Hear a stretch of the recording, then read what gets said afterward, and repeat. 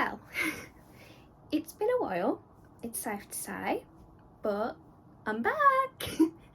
Hi, so I think I ought to reintroduce myself because it has been a while.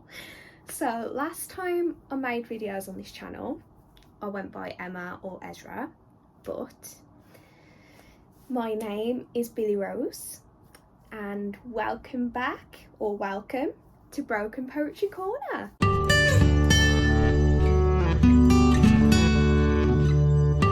So this is going to be a bit of a weird video. It's going to be a bit all over the place. Basically just explaining why I've been away for so long, what's happened while I've been away, and of course I'm also going to be doing some poetry readings. So I'm sure you're wondering why I've been away for so long. Well, I kind of got into a little bit of a rut regarding my poetry because I have unfortunately been dealing with a very small-minded person who seemed to make it their mission to basically rip my poetry to shreds, and I had to take a little bit of a break because I was just becoming really disillusioned with it, and I didn't even know if I wanted to carry on with it, truth be told. But then I realised, you know what, I'm not going to give up that easy. I'm not just going to let someone decide whether or not I decide to stop doing something that I love, and this is something that I love. I love sharing my poetry with the world. So, well, I say the world, I don't think many people will be watching this, but we shall see. But anyway, yes, I am back, and a lot of exciting things have happened since then. So I'm not sure if I've showed you this yet, but I've had another tattoo to add to the collection.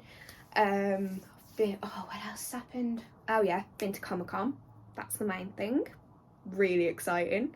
I met 3 of the actors from Our Flag Means Death, my favourite show. Con O'Neill, Christian O'Nen, and Nathan Fode. Nearly forgot his name.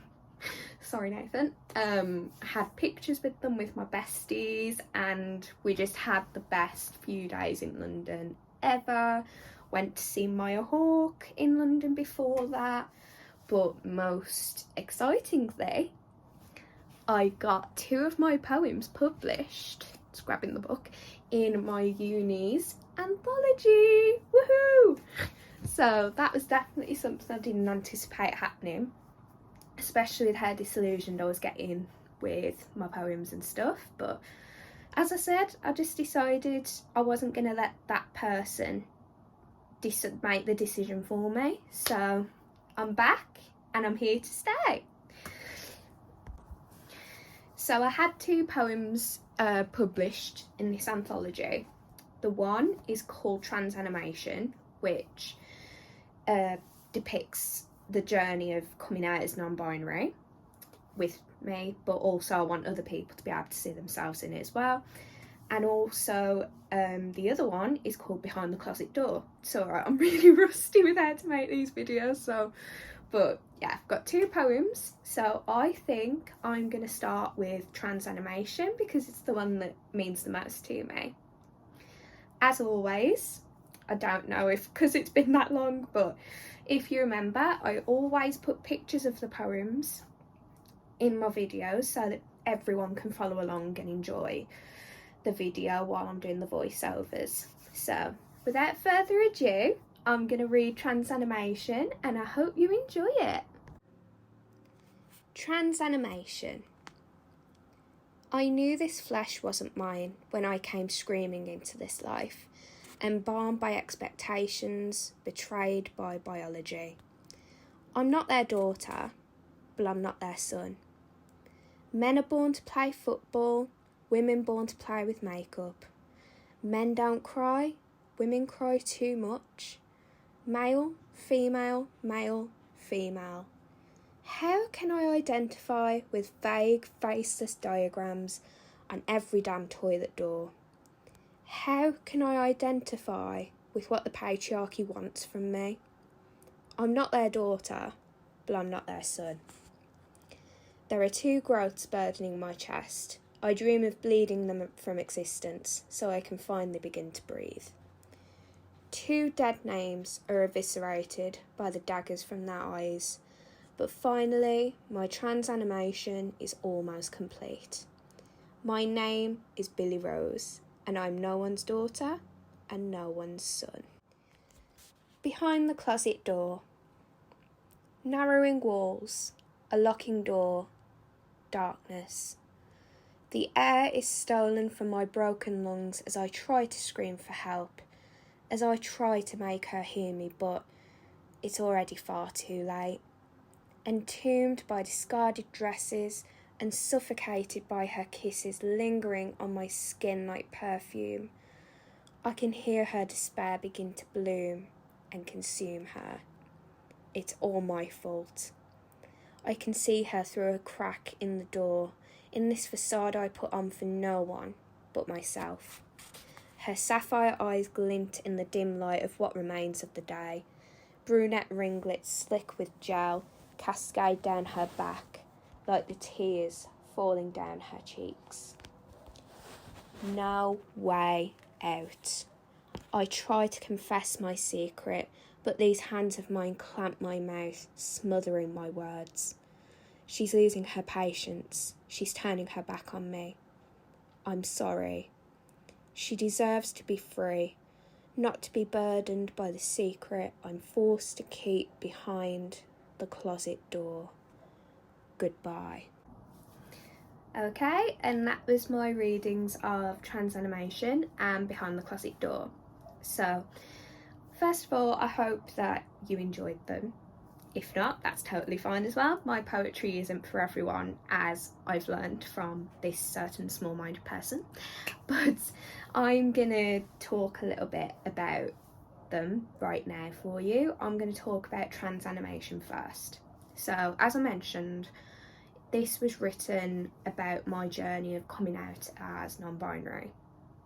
So, I found it really, really hard to kind of come to terms with it, I guess. Not that like I was, I couldn't come to terms with the fact that I was non-binary. It was just like the journey to figuring it out, because I always assumed, because I was into girly things growing up, that that just meant I was a cisgender woman, you know what I mean? But not everything is that clean cut, and you can like feminine interest and not identify that way.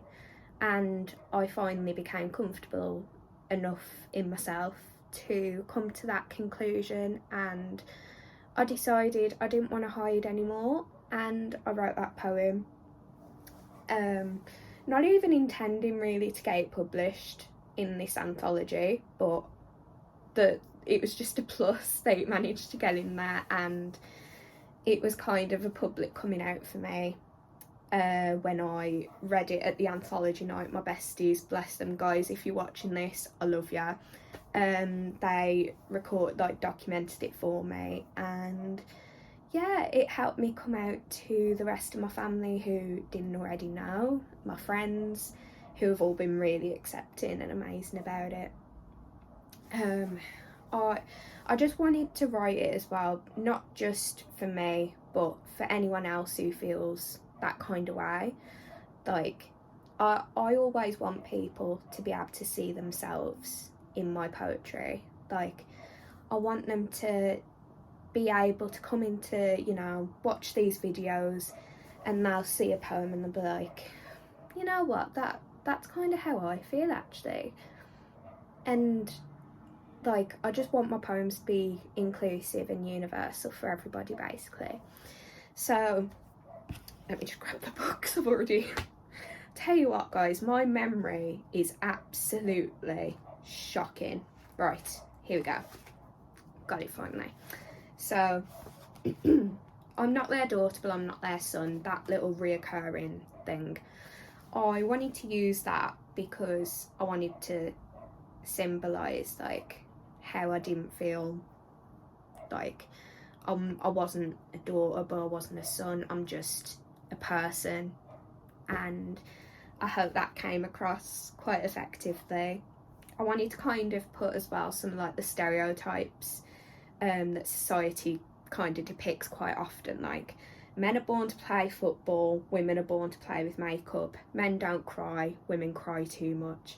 Because I think gender sometimes is a really weird concept. Like, the fact that you're stopped from doing certain things because you are a different gender, or you're just basically told no, you can't do that. I just think it's ridiculous, and I kind of wanted to poke fun at that a little bit if I could. Bear with me, just put my book back down. That kind of goes hand in hand with the next little stanza where it's like, how can I identify with vague faceless diagrams? Like, I've always found it really strange that the diagrams that kind of dictate what toilet you go to are just weird, faceless. Like, this is a man, this is a woman because she's wearing a skirt, can't you see? Like, it always makes me laugh, and I just kind of wanted to poke a bit of fun at that. 2 dead names are eviscerated. So obviously when I was born, my parents called me Emma Valerie Rose, and for a long time I did really love that name. I absolutely did. But as I was kind of going along this journey, it was just a bit like, something's not right here, and I kind of experimented with names a little bit. So at one point I really loved Ezra, but then it just didn't ring right for me, and I did a little bit more thinking, and then I came to like Billi-Rose, Billi instead of Billy, and I just loved it. And as soon as I told my best friends, that was it then. I was no longer Emma or Ezra, I was just Billy. And I just wanted to kind of put that name very prominently in this poem to show how proud I am of being Billi-Rose, because I am. It's took a lot to be able to get to this point, to talk so openly about it and say, yeah, I'm non-binary and my name's Billi-Rose, because years ago I would have never done it. But yeah, so I hope you like that one. Oh, my door just shut on its own. Let's move on now to Behind the Closet Door. Behind the Closet Door. Now, this was written about me coming out as bisexual. I actually came out publicly as bisexual like a year ago, but before that I was kind of out. I was out anyway, but like only my close friends and family know. And the person who I'm talking about in this poem was someone that I used to go to school with, and we'd known each other for a while, but we both knew that we really liked each other and we really wanted to try and make something out of it. But the fact that I wasn't out yet, but she was, it just meant that it just couldn't go anywhere. Because like, I don't know if any of you who are watching have ever been in the situation where you kind of want to have a relationship but you're not out, and you just don't know what your family and your friends are going to say. Like, it's terrifying, isn't it? Like, you want to stay in the closet, but equally you just want to break free and just be who you are. My family and my friends at the time were amazing about it. I had nothing to worry about really, but not everyone's that fortunate, and I kind of wanted to help other people see themselves in this poem as well. Like, if they're in the same situation as I was back then, that they could read it and be like, oh, you know, actually that's kind of how I felt as well. Like, I kind of want to try and help people, I guess, with my poetry. Like, I never want to just write poetry that's just like, this is how I feel. I mean, this is kind of, there's an element of that, but also I just want to help people as well and help them work through their feelings and just validate how they're feeling, basically.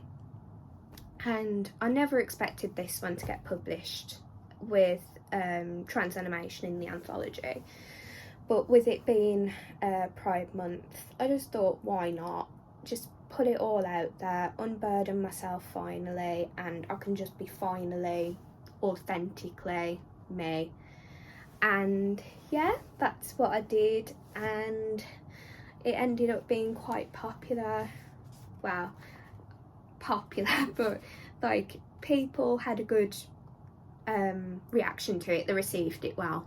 My words are terrible, I'm sorry. I know exactly what I want to say, but it just doesn't come out. So narrowing walls, a locking door, darkness. That was meant to symbolise like the claustrophobic feeling you get when, like, you know you want to come out but you just feel like you can't at that point. And I kind of wanted to have a metaphor running through the poem of actually being in a closet, and I wanted to achieve that with that first line. And then again, carrying that through with entombed by discarded dresses. Do you know, it's been a while since I've actually read this outside of this video. She deserves to be free, not to be burdened by the secret I'm forced to keep behind the closet door. So yeah, this was kind of like lamenting that kind of lack of, that loss of the relationship through no one else's fault but my own, because I kind of closed myself off to her and to the prospect of being happy at that point, because of my own like worries and fears. But I soon learned, when I told my friends and my family, I had nothing to worry about in the end. But as I said earlier, not everyone's that lucky, and it just helps to have somewhere to actually vent, like a safe space to vent and just scream if you want to how you feel. And I want everyone to know that this is a safe space. You can be whoever you want to be here. You can talk about whatever's troubling you. This is a safe space. You are valid and you are wanted. Just remember that.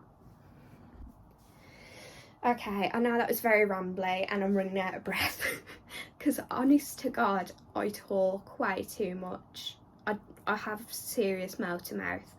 But anyway, this is the end of the video.